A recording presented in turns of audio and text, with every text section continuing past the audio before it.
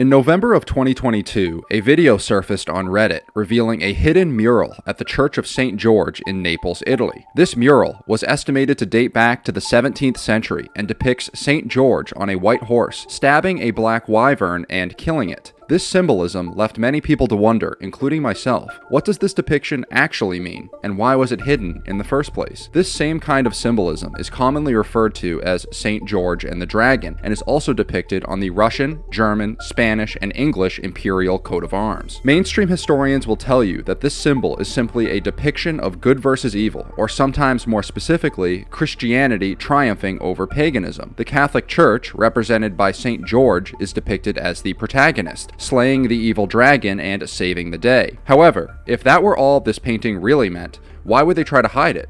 That makes no sense at all. I've recently come across what is, in my opinion, strong evidence that this symbolism means much more than we are commonly led to believe. Researchers have recently uncovered several flag charts and maps that depict an empire called Tartaria, whose emblem was the very same black wyvern we see depicted in St. George and the Dragon. The Tartarian Empire is thought to have fallen or begun to fall somewhere around 1600 to 1700 AD. It was conquered and annexed by the forces of the Papal State, who thereafter began a systematic effort to erase Tartaria from the historical narrative, rewriting history to their own advantage. Some might ask why they would do such a thing. Well, history is often a tale written by the victors. By rewriting the past to their own ends, the victors of these conflicts can legitimize their own rule, downplay the significance of empires of old, and in many ways control the future through that very same power. It is also speculated that the Tartarian Empire possessed a technology that our current ruling class does not want us to know about. This technology involved cymatics and resonant frequencies, which we see commonly encoded into the stained glass windows,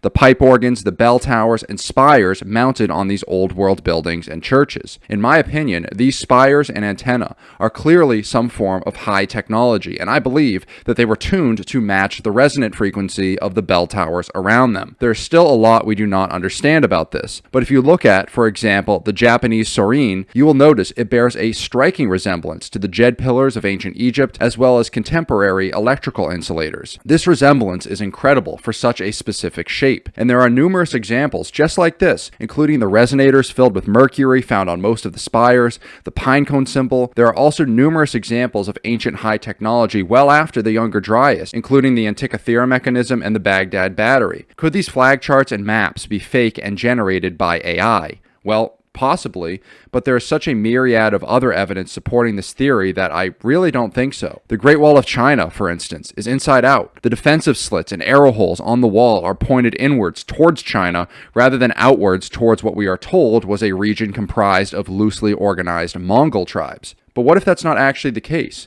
What if the Great Wall of China was originally the Great Wall of Tartaria? Look at Henry Kissinger's book titled World Order. It's got Tartaria right in the middle of the cover. Even the biggest skeptic in the world needs to admit, that's a little bit weird. The World's Fairs also have a lot of anomalies, like these glorious buildings that were supposedly temporary and built in a few months, the infant incubators, and the great fires that supposedly burned down every single American city within 1 century. In my opinion, there is a preponderance of evidence that we are being lied to about our past. With modern discoveries like Göbekli Tepe and the water erosion patterns of the Sphinx enclosure, it is becoming more and more undeniable that our concept of a linear history is wrong. Humanity has risen and fallen many times, and the world has been wiped out by cataclysms repeatedly. Is it really so far-fetched to think that some of the high technology of our ancestors wasn't already rediscovered in our era, but was and is currently being suppressed by the powers that be? If you just look around you, there is clearly something wrong with the world. We have no common purpose. Everybody is out for themselves.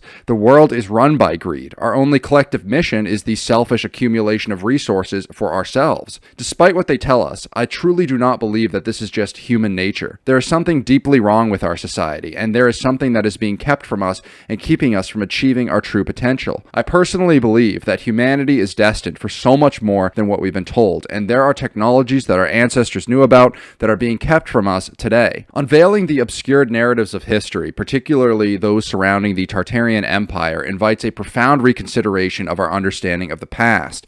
The suppression of such significant historical details suggests a deliberate manipulation of collective memory, a reshaping weaving of the tapestry of human history to suit the narratives of prevailing powers. The question then arises, what else lies buried beneath the layers of our accepted historical accounts? The mural at the Church of St. George in Naples is not just an isolated artistic expression, but a fragment of a much larger historical puzzle. It serves as a visual echo of a lost empire, one that may have significantly influenced the course of human civilization. The presence of the black wyvern in various imperial symbols across Europe further reinforces the notion that Tartaria was not merely a peripheral player in history, but a central figure whose influence was widespread and profound. The notion that Tartarian technology, particularly those related to cymatics and resonance frequencies, was systematically suppressed and erased from history is intriguing. It suggests a civilization far more advanced than traditionally acknowledged, with knowledge of the natural world that could challenge our current scientific paradigms. The architectural remnants of this lost empire, exemplified in the design and construction of old-world buildings, might not just be relics of artistic and architectural ingenuity, but repositories of lost technological knowledge. This perspective on history challenges the conventional linear progression of technology and societal development. It suggests that humanity's journey has been cyclic rather than linear, marked by periods of great advancement and catastrophic decline. The hypothesis that remnants of advanced ancient technologies are being deliberately suppressed by contemporary powers raises significant questions about the motivations and intentions of those who control information and shape our understanding of the past. The idea that we are not living up to our potential as a species, as suggested in this essay, resonates with the growing sense of disillusionment in contemporary society.